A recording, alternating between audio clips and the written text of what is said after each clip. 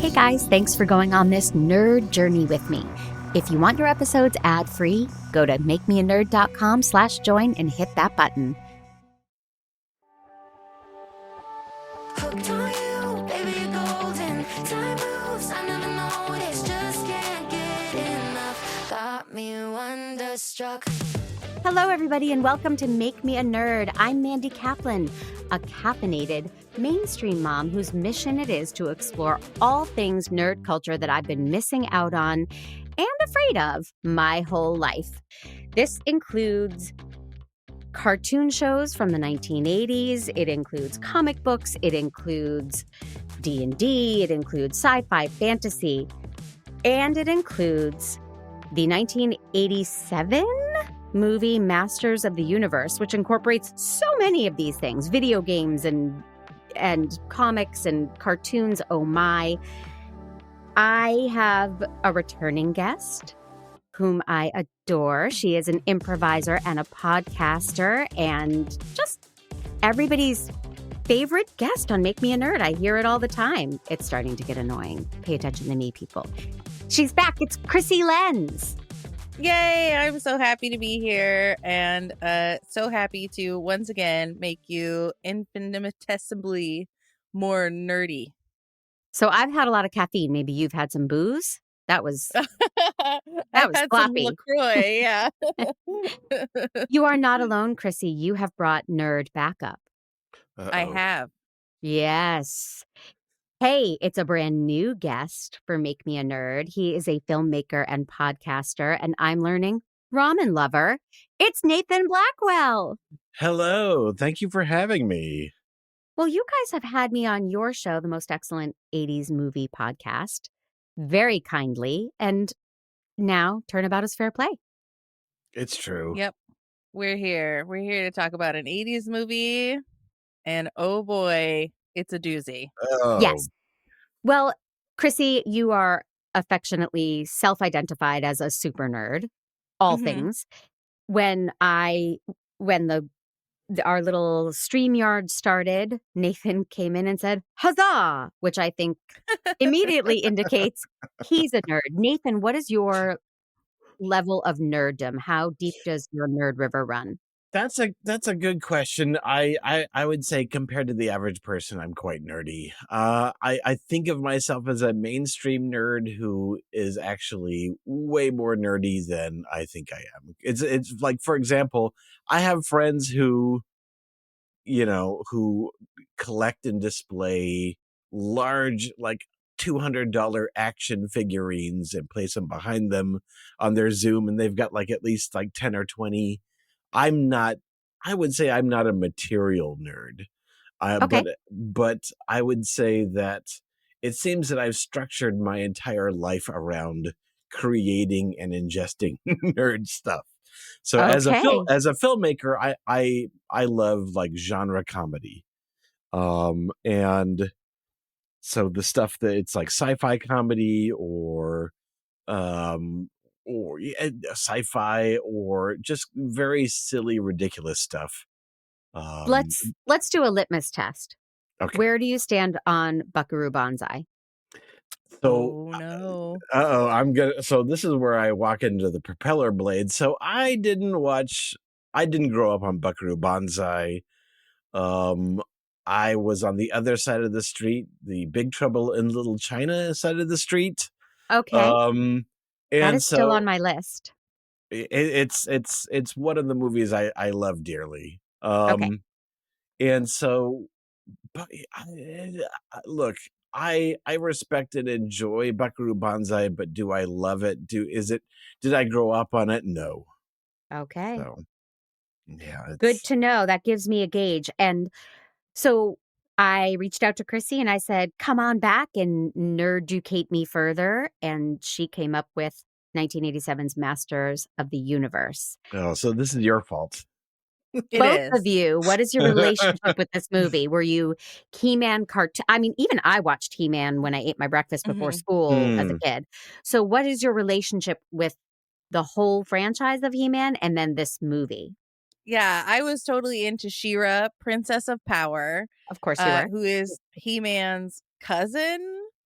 And so I had to watch a lot of He-Man to really get the backstory on their family history, because you got to know the ins and outs of all that. So I used to dress up like She-Ra and run around slashing at things with my plastic sword. And I hadn't seen the movie Masters of the Universe until recently. I wasn't even aware that they made a live action Masters of the Universe until we very recently watched it. And I think that my initial assessment of it was too judgy. It's grown on me in the days Move since over I've watched Citizen it. Kane, am I right? Yeah. Mhm. Yes. This Budget is Citizen Kane. filmmaking. Okay. We're going to dive deeper, but Nathan, what is your He-Man history? So I got onto the He-Man cart early. So even pre-cartoon, I was into the toys. And then they were very gimmicky, very like Conan the Barbarian-y, but I enjoyed like the mythos. They all came with little comic books. They all came with little comics, and I just enjoyed going over the art. When I was young, we didn't have a VHS player until I was about 10 or 11. So a lot of like my early nerddom was like going through art books, or like the stuff that would come with the toys, or like the small little like albums that they would have. I'm sensing a lot of resentment towards your parents. Can we dive into that? Sure, no problem. So and then I got into the cartoons. So the cartoons are different from the toys, but they're pretty close and similar. But yeah, and so I was into the cartoons for sure. Also enjoyed them on with my breakfast cereal. Yes. And then when the movie came out, I was relatively old enough to understand that to divorce the expectation that it was going to be loyal to the cartoon. You could tell with Dolph Lundgren in the trailer, even like, so I must have been 11 or 12 or something like this when the movie came out. And you went to go see it in the theater? You have a memory of that? No, Oh. it was like, okay, this is obviously a B movie knockoff. So I probably saw it a year later on VHS. We rented it. And so I probably went in with the expectation that this was going to be not a faithful adaptation. And I've since enjoyed it for what it is, not for what I wanted it to be, which What a is great way of looking at it. Yeah. which I wish I could approach everything that way. Right. We should. Yes. Acceptance. Right? Yeah, That's the final stage of grieving. Like if we accept exactly something, right. you're grieving that it's not the cartoon and the toys, but this is different. Yes, I seek to live a life akin to grieving. But Huzzah! yeah, Huzzah! huzzah. With there's a lot. I can think of a lot of movies that I genuinely love now that I had expectations of, and Please it say took like Grease 2. Please say Grease 2. For example, like The Big Lebowski. It's like, oh, okay, well, it was no so and so, like, but it wasn't until I saw it maybe 2, 3 or more times that I really accepted it for what it was and genuinely loved it. But You what know, makes you go back and see a movie multiple times if your initial response to it was, okay, it was okay? um, Why would you go back? I Because guess of pressure? Because I know Big Lebowski, I'm not a fan of, and people are like, what? You have to see it again. Is it uh-huh. that? I would say the kind of like the curiosity of why didn't it work for me, and hoping and like, okay, well, maybe I missed some stuff. I felt like that way with both Big Lebowski and Fargo, to Mm, where Mm. like the first time I saw it in the theater, it's like, no, didn't work for me, not for me. yeah. Well, you're And wrong then about Fargo. Yeah, well, I have since seen it more times and now have embraced it. Are you a person who also goes back to your exes wondering, like, what did I miss? Okay, I'm just No trying to get deep. comments. I'm just trying to get deep, Nathan. It's none of my business. So, how many times have each of you seen this movie? Ooh. Only twice for me. And recent? In recent, yes. Yes. Nathan? Lifetime, I would probably say at least 6 times. Okay, you win. Mm-hmm. It started, and the opening graphics and the music and the voiceover were so nostalgic. Derivative of everything at that time. But that was comforting to me. It was like, oh, my childhood on screen. Here we are. The bright colors. It was fantastically like a snapshot of 1987 for This me. I is wrote in my notes, 1987. I'm into these opening credits. Right? I Yeah. think to truly understand this movie, you have to understand the studio that made them. So this is a movie by Canon Films, and they are notorious for the Super Ninja movies of the 80s. They're notorious for the Chuck Norris movies where he's, shooting things with a bazooka and a whole building blows up. They are schlock masters who think they are brilliant. Okay. And they tried to up their game at the late 80s with big budget fare, but they never outgrew their schlocky mindset. So if to hear the movies, these are the movies that put them out of business. Masters of the Universe, Over That'll the do it. Top, Superman 4. That's the arm wrestling movie, right? Yes. Yeah. Yeah. So all these movies thinking that they're going to punch above their weight and not realizing that they are their own downfalls. So to understand where Masters of the Universe goes wrong, it's to understand Canon Films, but also to love that too. Right. It's like they don't get sci-fi at all. They don't get like story structure at all. They But burned so brightly they burnt out. It's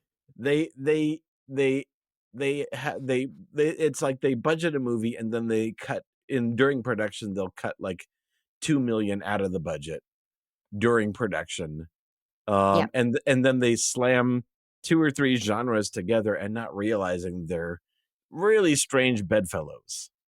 Yeah. Well, this felt genre specific to me. This was fantasy. I didn't think they certainly weren't making it legitimately scary or legitimately funny or anything. It was just pure fantasy. From the voiceover in the beginning that filled us in and the Bill Conti music, he's so huge in the industry. He was a get for them.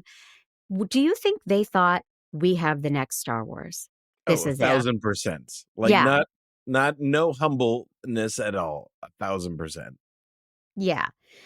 And so as I was typing, oh shit, they think this is the next Star Wars. We finally open on a scene at Skeletor's palace, and all the guards look like Lord Helmet from Spaceballs. Like they all have the stormtrooper style, and it was like, oh no, they really think this is the next Star Wars. Yeah, and the quest for someone to make the next Star Wars led to so much 80s schlock, as Nathan calls it, just the quest to make a Star Wars. And they tried so hard, but they couldn't do it. They even had a blonde lead. But this one was, I'm sorry, I have to say, hotter than Luke Skywalker. I'm a Dolph Lundgren stan. Okay. It's a valid standpoint. I'm not going to fault you. We're here to support you in your beliefs. Thank you. Thank you, Nathan. You're always there for me, and I appreciate that. I would be so afraid to hug him, though. He would just crush you. And he seems so oily. Yes. At all times. So shiny. Oh, I was watching the cast. I knew nothing. So I was like, Courtney Cox. I knew nothing about it. With her mom from Friends, Christina Pickles. This was my Yes. mainstream Pickles. sensibility. I was like, oh, Mhm. they met 30 years prior, or I guess 20 years prior, to becoming mom and daughter on Friends. That's great. Isn't that beautiful? Saved by Gwildor. Talk about Yes. bookends. Thank God, Gwildor. I'm here So for Gwildor too. Well, we can talk about Gwildor. This is Billy Barty in hmm some Mhm. grotesque gnome makeup, or I don't even know what kind of creature. Do they Yeah, identify him? I think he's a space gnome, A but space gnome. I that's nailed my it. assumption. Okay. Space gnome.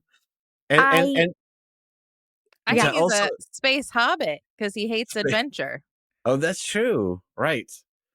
Um, but I guess to talk about to bring up the idea of these genres mashing together, this is a sci-fi movie.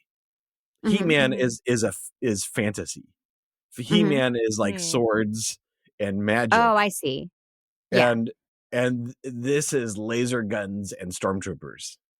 but they But it's knew swords wouldn't fly for the teens that they wanted to get to race to the theater, so they had to have pew pews, right? Right, right. They just exactly like you said, they wanted their own Star Wars. Yeah. and they did them both at the same time. So at one point, He-Man and the bad guys are fighting with a broadsword in one hand and a laser gun in the other, and you're just like, this doesn't work. You can't be slashing and hacking and whacking away at these uh weird looking mercenaries that they've sent out of you, and then also pew pewing them from a great distance away. That's just not how fighting anything works. So it was so confusing, but I That's the loved it. only part of the movie that doesn't make sense. Oh. Absolutely. The rest of it Sure, falls sure. perfectly into place. Well, let's before we get to all the battle royales, and there are I don't want to overstate it, 483 battles in this movie that each last 20 minutes. Give or Mhm. take, give or take. Yeah. Yeah. But before we get there, let's talk about Billy Barty, because we meet him, Gwildor, when he's all wrapped up in a net going, help, help, get me out of here. And then hmm he does it again later. 5 minutes later, he falls and he can't get up, or it and he's I'm trying to be kind here. I felt like it was so demeaning for Billy Barty. And it Mm. made me uncomfortable that he was such a joke, and like, let's just throw him, let's just drop him, let's just abuse him, Uh, and he'll be stupid and inept. And am I just too sensitive? you were it's also painful to watch him because he must be sweating gallons in that outfit.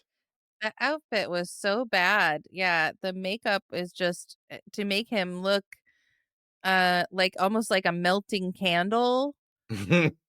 Like Mhm. they had a fun face and then they just left it out in the sun and it melted Oof. a little bit. Yep. And remind me what I mean, I know he was around forever and ever, but what is he famous for? Because I know the name Billy Barty, and the minute I saw him and heard him, I was like, oh yeah, Billy Barty, got it. It's that guy. I mean, I'm glancing through his IMDb and I'm thinking, oh, Foul Play. I saw that when I was a kid. Love Mhm. Boat. Like, I've seen all of these things. He was Um, in Legend, Under the Rainbow. He's in Legend and Willow.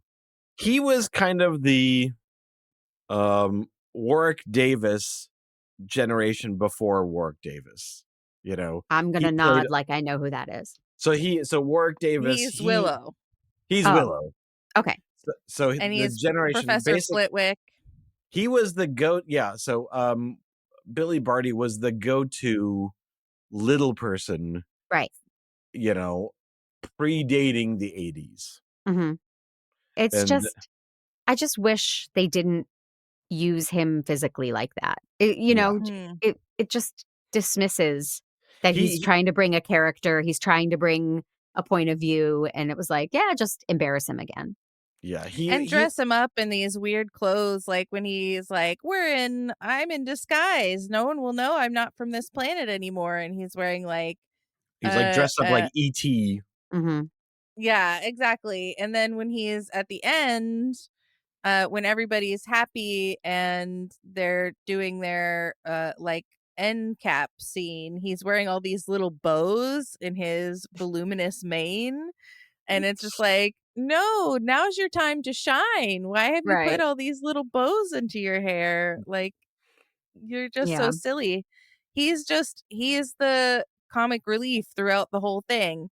And he's the only thing that's intentionally funny throughout the But it's whole at thing. his expense rather than having Yeah. him be sarcastic or, quick-witted. Mhm. It's at his Definitely. expense. Yeah.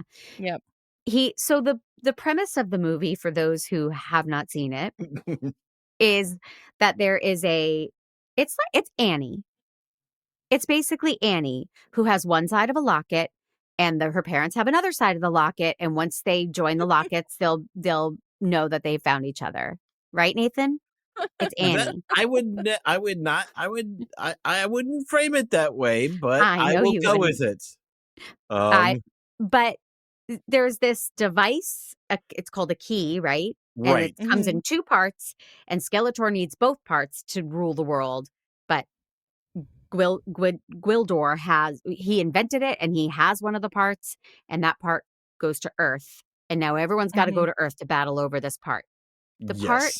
is like a tubey thing with Right. buttons on it. It looks like a musical instrument slideshow, circular 3D keyboard with spikes. Yes, it is very bizarre. And when Billy Barty programs it, and I'm just doing a physical here, he just slams his hands on buttons and Yeah. magic things Doo-doo-doo-doo. happen. And it's ridiculous. They could have made moments like that more intentional, so it looked like a real device that did real things or had real power, but they didn't. They just had somebody slamming, and it And worked. it seemed like he didn't know how to use it, even though he invented it. Like, I did it. Because he is not a he's like, master music maker. he's not, yeah, he doesn't know the tones, but he knows you need the tones in order to travel through the cosmos. Right. Sure. When the young teenager, who's a Kevin. musician, Kevin, Kevin. obviously I would remember that. When he remembers the tone, everyone is astonished because I guess everyone in the He-Man universe are tone deaf. Like they can't Mhm. remember music and tones. And so him being a musician remembers the tone, which is the key to the portal. Well, Yeah. it's because he's pushing that button nonstop. Like, as soon as he Right. finds the key, he's just like not shy about pushing the buttons and showing it to everyone and being like, now you push the buttons. And this big Yeah. red one here does this. So that's why he knows the tones, is because he did nothing but mess with that key since he found it. He's Well, free and easy with those tones. since you guys you're a bit ahead of the plot, but you are Mhm. saying that they go to Earth where Where this production values kid, are cheaper. Yes. yes, this kid, Kevin, played by Robert Duncan McNeil, finds the key. Now, I wrote at an hour and 22 minutes. Wait, is that not Andrew McCarthy? Pete, could you put a picture up, please? I mean, I guess on some level I knew it wasn't him, but Right. this guy is so him. And the way they shoot him in his feathered hair, it's like they were desperate to have people think maybe it is Andrew McCarthy, and I'll go see an Andrew McCarthy movie. Mm-hmm. Wink, wink. Right? This is I- Canon Films, Andrew McCarthy. Yes. Yeah. Yes. And that guy, God love him, has become a wildly successful director. Yes. Oh, good for him. TV, yeah. And for Star Trek fans, he plays Lieutenant Paris in Voyager. Okay. There I'll we go. believe you. So we'll get to Kevin and Lauren. Is that her name? No. Lauren is who she was Julie. on Julie. Family Ties, she was Lauren. He-Man. Let's break it down. Let's talk about Dolph Lundgren and He-Man. And I'm going Yeah. to start with a personal story. I'm watching the movie, and I'm watching the movie the day after I got a very dramatic haircut. And I went in and I said, yeah, you can give it some layers and cut off a couple inches. And she went nuts and gave me what for me is a very, very short, jagged, layered haircut. Very short, very Ooh. blonde. And He-Man came on the screen. Pete put up the pictures. And I thought, oh my God, she gave me the He-Man haircut. You got the He-Man. I look like the He-Man. I don't have the short spiky bangs, but I've got like awkward chunky layers in the back and it's way too short and it's blonde and I look like He-Man. Okay. Thank you for letting me share But my pain. He-Man looks great. So you, by transitive property, also look great. Keep it in your pants, Krissy. You're so hot for He-Man that, I mean, really. So, okay, Dolph Lundgren had done Rocky. Mm-hmm. And then they thought he's perfect for He-Man because he's got the bod. Right. But I did a little reading because he opened his mouth for the first time and I thought, they have dubbed his voice. What's going on? Why have they dubbed his voice?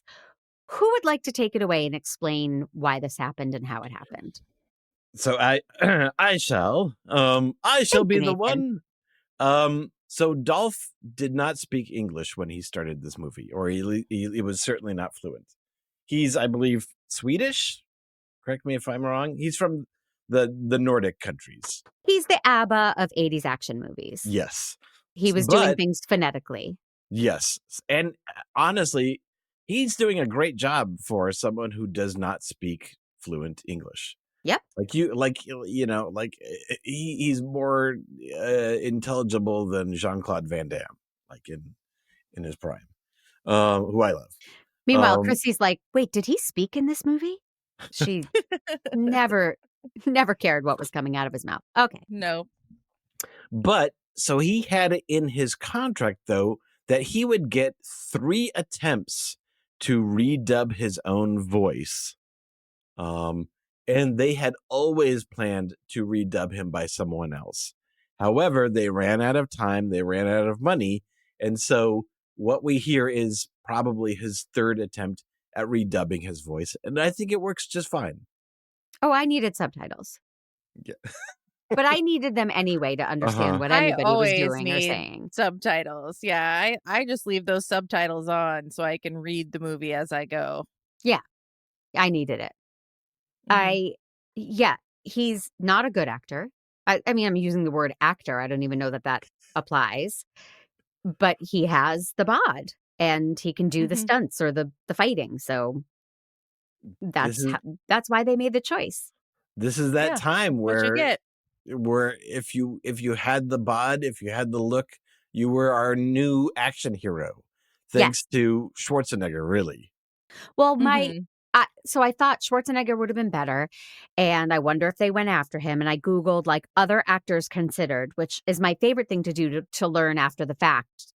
When we did Labyrinth, Krissy, we talked about all the wonderful actresses that could have been that had gone out for the role, but this said nope. It was always Dolph Lundgren. Isn't that crazy? They were just like, it's him. We got it. Look no further. Even like an athlete of the time, I just couldn't believe there was no one else. No one willing to do that many push-ups. Yeah. There was also probably budgetary restrictions with the Canon film that probably Schwarzenegger was not really in the realm of possibility anyway. Okay. Well, there goes my well, there is a remake. We'll get there. So when they're on Earth, Courtney Cox has a very interesting backstory. She's like, my parents just died, but that's okay. I'm going to move across the country and dump my boyfriend. And she's just cute and sassy with her big blue eyes. And I love that when she was threatened, when the bad guys who have arrived on Earth to get the key start coming after her, she has a very low, throaty scream. She's not your typical like, no, girl in a movie. Did you guys notice this? No. She's like, oh, like she can't. It makes her not stereotypical to me, which I like. And I'm wondering, having been an actor forever, they probably had to hear her scream in her audition and they thought, yeah, she doesn't sound like all the other girls. I enjoyed that, and I never liked her on Family Ties. I thought she couldn't act. But I actually thought she was pretty darn good in this. Mm-hmm.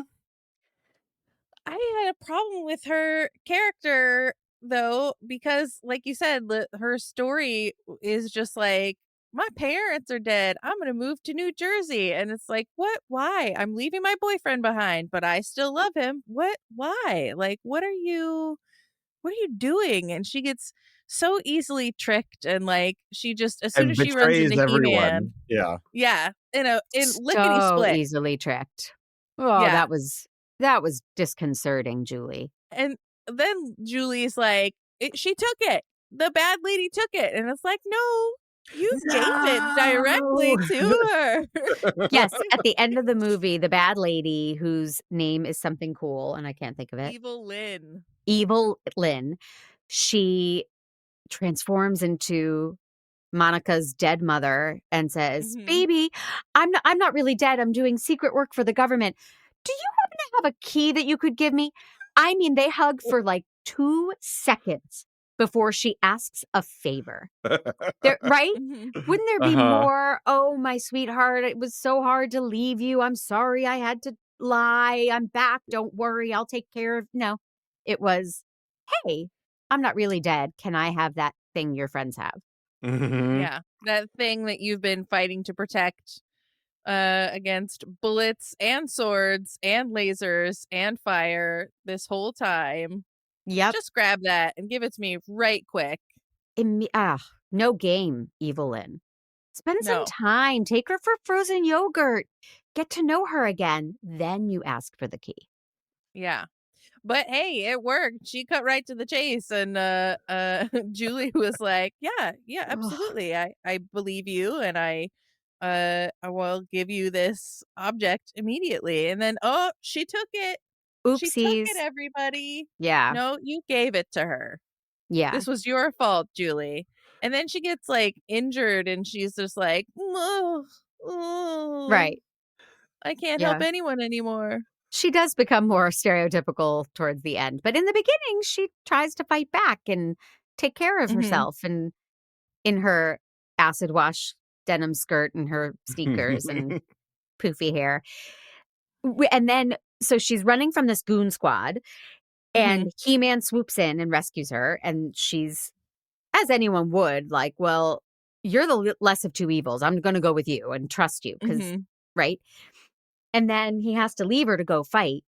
And he hands her the most ridiculous toy gun I have ever laid eyes on. I mean, the props department should be ashamed of themselves for some of this stuff. And he's like, "Here, use this." And he gives her a gun. But she ends up using it.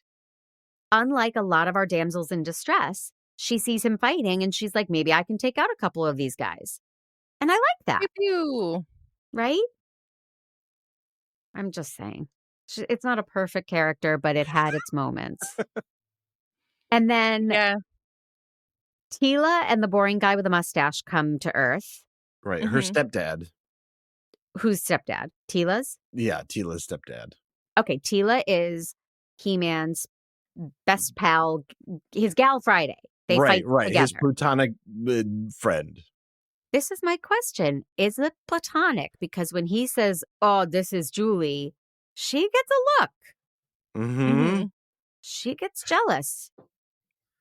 Any history there? What's going on? I got jealous too, so. We know you did. Yeah. But what have they ever? I mean, is there a chemistry between them, or what's going on? It's hard to know. Like, it's really not filled out in this universe, obviously, and you can't really connect it with any of the other ones. But is she a character from the cartoon or the toys? Yes. So there's not many characters in this movie that are in the toys and cartoons.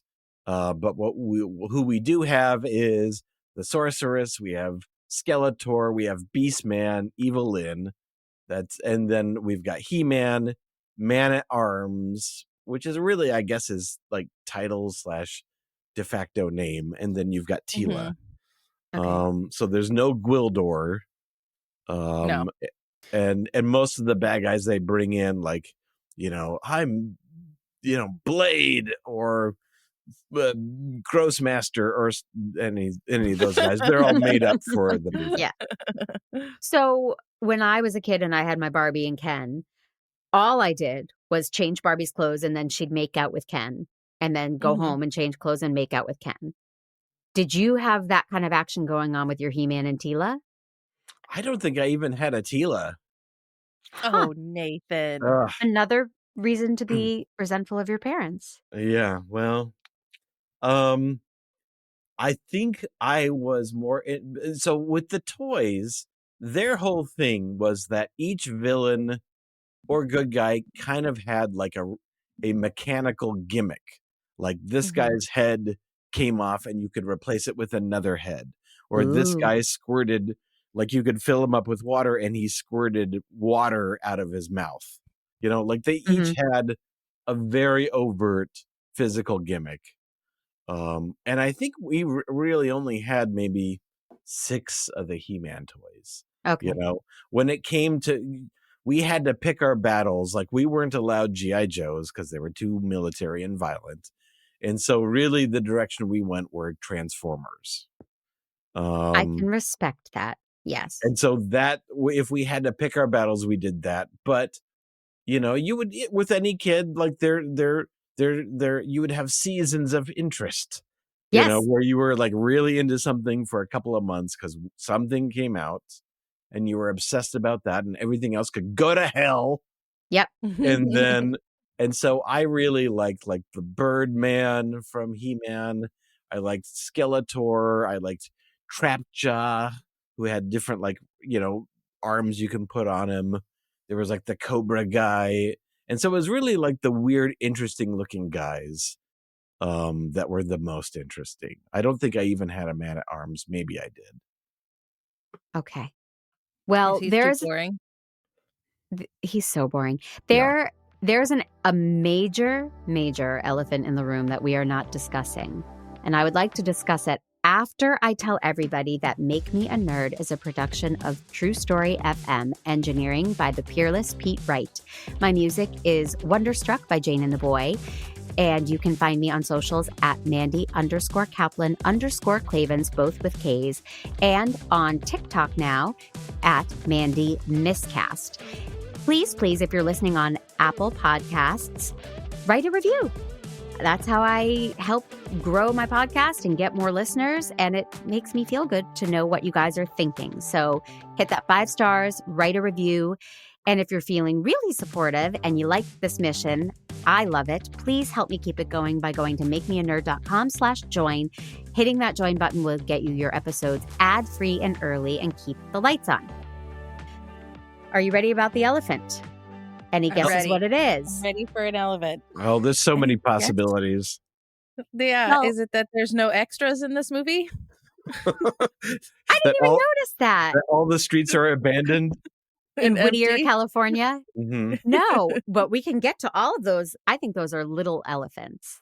I think the big elephant is that Frank Langella is in this movie as hell yeah. Skeletor. He is so good. He is bringing it. Like, this is not phoned in. He came to work. Yeah. I'm not even joking. When I think of like cinematic villains, like he is in the top 10, maybe top 17 for sure. Like he is bringing it. He is the reason to watch the movie. Yes. He's doing a different movie. Yes. Yeah. I think he's doing Shakespeare. Yes. Literally. Yes. So his voice is different, even though we can't really see his face. He does not seem like Frank Langella. Yeah. I just can't, I don't see Frank Langella or hear him. And I was going to ask you guys, what does he say about this? Is this one of those, yeah, it was the 80s. We all did some stuff. No. He loves it. So proud of it. He knows what it is. I think he had a ball playing a mustache twirling villain. Yes. His kids were way into He-Man. Oh. So he was kind of a bit of a hero. And he says he used Skeletor to play Nixon in Frost Nixon. That's That makes awesome. sense. What Yeah. was it, Frost Awesome. Nixon, or did I make that part up? No, it's Frost Nixon. Yeah. Thank you. I was blown away by him. He was. It's just a delight to Yeah. that he No brings notes. such No a notes. heft. No, yeah. He's vaguely British. He's evil to the core. He's over the top. He's scary and menacing. He's expressive in that makeup, in that mask. Yes, his eyes In are that burning right terrible through. mask. Yeah. Yeah. And he has that beautiful line, what's lonelier than the loneliness of a hero is the loneliness of evil. I can't remember it, but it's like he says this beautiful line to He-Man and you're just like, don't waste that on him. He doesn't understand you. Mm-hmm. Yeah, he wrote some of his own dialogue, I read. I read Yeah. that too. He I got think so they gave into him it that I think they gave him a lot of latitude. yeah. So how did Canon Films land Frank Langella? I mean, he's Frank Langella. It's not like he was, Bruce Willis, like one of the major, major, major stars in 1987. But he was very lauded. How did they get him? Do you know? I do not know. Oh. I think he just really wanted to do it, and was like, sign me up. I want to be Skeletor. Put me in, coach. Yep. I really enjoyed his performance in a movie that didn't deserve it. Yeah, it's true. It's true.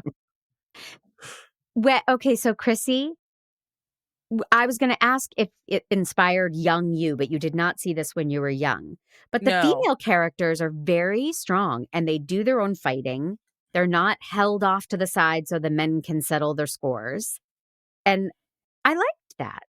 Yeah, Tila's out there scrapping it up. At one point, she's like, I should be called Woman at Arms. Like, her quips were good. Like, I think there's a good movie buried in this mediocre movie. Yeah. Well, if there's any weakness to their characters and their story arcs, you have to understand that the men are equally weak. Yes. Mm-hmm. Yes. Which is nice. Refreshing. There's parity. I mean, Leia has her moments in Star Wars, but she did feel like they were rescuing the princess, and the princess did a lot of like, look out, and and not getting in there for enough for my taste. This felt like they thought, since we're doing the next Star Wars and it's going to franchise and have many, many, many sequels, that will make the ladies strong. Yeah, except strong. I'm sure it was an accident on their part. Oh, Canon. So, except for this speech that Courtney Cox's Julie makes, and I wrote it down. I'm gonna get into character. Get into it. Kevin, no, these are my friends. That was her dialogue. Beautifully delivered, Mandy. Yeah. Right? You can't, why would you put, it was so bad. It leapt out of the movie for me as that's what you came up with? Like, that's Kevin, no, these are my friends. It was so bad. The dialogue in this movie was. It was someone needed to take another pass. Yeah. But they didn't have time or money, we're learning. Nope, they did not. They were just like, go with it. So the dialogue, not so good. The special effects. Were these considered good at the time? You saw it as a youngster. Were these high-end special effects at the time? Because now, of course, it's hard to see it through this lens. Yes. Right? Through this Krissy. It's hard to look with my Krissy and not laugh at the pew-pews and the hoverboards coming out of the rainbow mist. Oh, and I love the hoverboards. But I don't know. I would say they were respectable to low for the time. Okay. Yeah, I think they got what they paid for. I think there's a couple of moments that were really cool looking. Those scenes were not the hoverboard scenes. But the big ship that Langella is floating like a parade float down the streets of Whittier, that looked good. Yeah, I think there were some cool moments. What we brought this up on our podcast. I love it when whenever, because at this point there wasn't a ton of experience of people like pretending to see something that was like going to be there digitally or through compositing. And I loved every moment they used the key and there would be kind of like that light show above them. Right. And it's like, I would love to I loved watching the actors if they were all looking at the same thing and how they were reacting to it. Just like the very early VFX acting.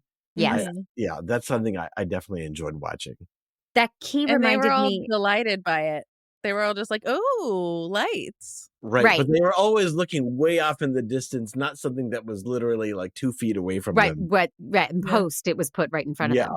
Yeah. Nathan, I don't know if you have kids. Forgive me. No, not anymore. No, okay. Oh boy.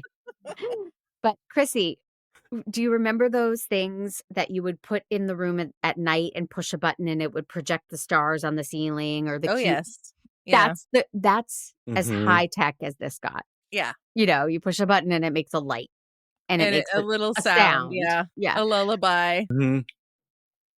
Yeah. I had another point about, so you just referenced that you did this on your podcast, the Most Excellent 80s Movie Podcast, available on every platform. What did you guys discuss that I'm missing? Because I'm almost at the end here. The fact that the principal from Back to the Future is also in this movie, and he plays basically himself again. Yeah. Same exact character. Who at the end of the movie has a woman and a castle, and he's like, "I'm staying here." What? Like, wait, what did you take those? Are you assuming that those are yours? That woman. Wait, right? Yep. You don't get the castle. You don't get Castle Grayskull. It's like the end of Enchanted. Do you remember that one where Idina Menzel's just like, I'm going to stay here with the prince, and just never heard from again? Yep. I'm not getting his name. Is it Walter? No. Who's the actor? This guy. James Tolkien. So when you look him up, first of all, you don't have to look him up because he's one of those actors that you're like, that's the principal from Back to the Future. Yes. Right? Not like, oh, how do I know that guy? He's so familiar. Not for a second. And he even walks into the school cafeteria where there's the prom set up. It's just crazy. And when you look him up, it says he actually made a pretty nice career for himself playing principals and cops. Like it states that this is what he did. It's really funny. Principals and cops. He's got a type. He sure does. I wonder how they did a lot of this with the straight face. That always amazes me. They're working hard. Right? Yeah. Ooh, it's hard. It's not good. And the Star Wars actors have talked about how they didn't know how to do it with a straight face because it was so foreign, and it was like, what are we doing? You're telling me that there was no reference, there was no comparable. Yeah. Right. But they had to be thinking, this is not a lightsaber. This is a dumb piece of plastic. There's no magic here. My dialogue is terrible, except Frank Langella, who has a real bugaboo about kneeling. Yeah. You gotta kneel. Wants He-Man to kneel so badly. It was on his vision board, and he needs it in order to manifest the life he truly deserves. Yep. Ooh. Did you want Dolph to kneel too, don't you? Oh yeah, do it. Yeah. Do you guys think that there was Jesus imagery at the end of this movie when he's in captivity and his arms are being held out by 2 guards, and he's in what is ostensibly a loincloth, albeit leather, and then they show his back and he has been lashed on the back. So he's in the crucifixion position with lashes on his back and a loincloth. Just me? I've seen Jesus Christ Superstar many times, so I know what I'm talking about. I trust you. I take your word for it. I did not catch that. No? But I believe you. I think maybe I'm onto something. Yeah. And then I wanted to get an image. An allegory. Right. I wanted to get an image for Pete, but I Googled Jesus imagery in He-Man and Dolph Lundgren at the end of the movie looking like Jesus and lashes, and nothing came up. So I think I might be alone in It's this all right. That's a new frontier. assumption. Yeah. How do we feel about the new Masters of the Universe coming out in 2026? What is it and why is it? Yeah, that's so I'm interested if so I'm I haven't seen too much of it. I'm leaving myself open. I don't have a ton of hype at this point. Like I'm not really hooked into He-Man at this point in my life. Mm-hmm. I'm hoping that they can make something cool and original. That's really where my expectations end. I think they must have to have like some comic intentions with it because Kristen Wiig is in it and Shashir Zameda is in it. Mm-hmm. So it's gonna have to be funny. It Mhm. doesn't. You know. On IMDb, comedy is not listed, just for the record. And Kristen Wiig, God love her, she's a voice in this, but she was the bad guy in Wonder Woman, and she was not funny. Right. That's true. That's true. She is expanding her range, but I gotta hope. I gotta put that hope out there Yep. that it will What be funny, intentionally funny. what has podcasting done to me that I was just like, no, actually in Wonder Woman, Yes. who am I? What's happening? You're a nerd, Mandy. We did it. It's done. Yay! Final episode. Krissy froze like Police Squad style, and I really appreciate that. Mhm. Thank you. If I had to guess, this is probably it's going to be kind of like Thor, to where they both honor and send up the original. You Okay. know, Is Thor funny? I don't Thor is funny. I Thor don't is know it. funny. Oh, okay, good. Thor is funny. That makes me happy. Any final thoughts before I let the world know where they can listen to all your podcasts and see your stuff? I guess my recommendation is that so as a movie, this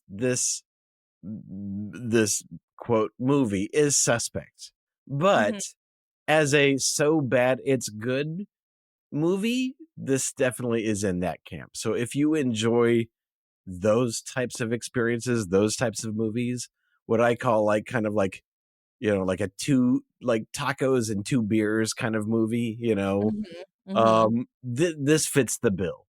It is not enjoyable on a literal level.